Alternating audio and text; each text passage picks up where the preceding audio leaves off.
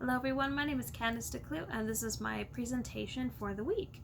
So for my community scan assignment, I decided to do the state of Utah. It is a community I've lived around for most of my life, and so I feel like I know the people and the culture really well.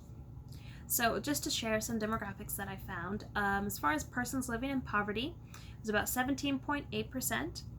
Persons living below poverty was about 16.1%. Children living in poverty came to about 11% of the population, whereas children living below the poverty line was about 21%. People with high school diplomas sat about 85.2%, and the median income per household was about $68,358.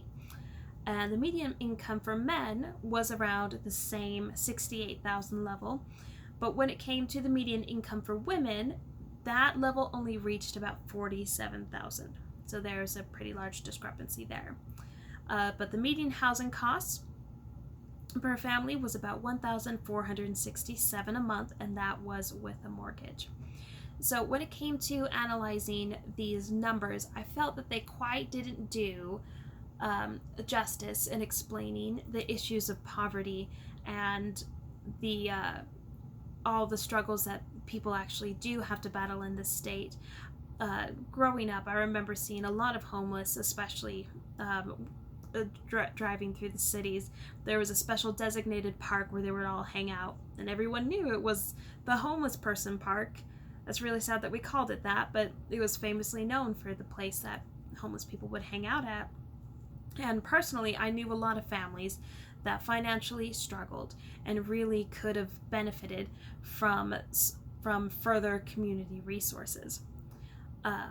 So when it comes to connecting the significance of empathy to social enterprise, I think it's really important to design with people instead of for them. And this was actually a brilliant point that was brought up in our course materials this week through a video entitled Teaching Design for Change. And they came up with a 6-step process that they actually implemented in high schools to help encourage education in the youth, and then encouraging the youth to give back to their own community and design things that their community needed. And I thought it was a brilliant idea. So their 6-step process, their first step they would design through action. Their second step they would design with the people, not for them. They would then design systems, not stuff. They would document, share, and measure everything. The 5th step, they would start locally and then choose to scale globally. And the 6th step, they would actually build.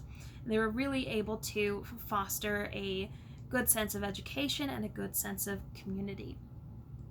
So when it comes to influencing communities, I think it's important to understand the capacity for change and capacity for innovation that lies within everyone.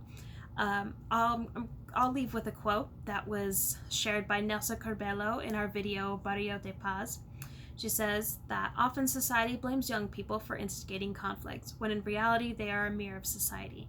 They reflect back to us what we don't want to see, and as a society, what we don't want to acknowledge. In order to change, we need our youth to be leaders. If we choose to invest in the people who really need our help, I think we can surprise ourselves at what we can do as a community. Thanks.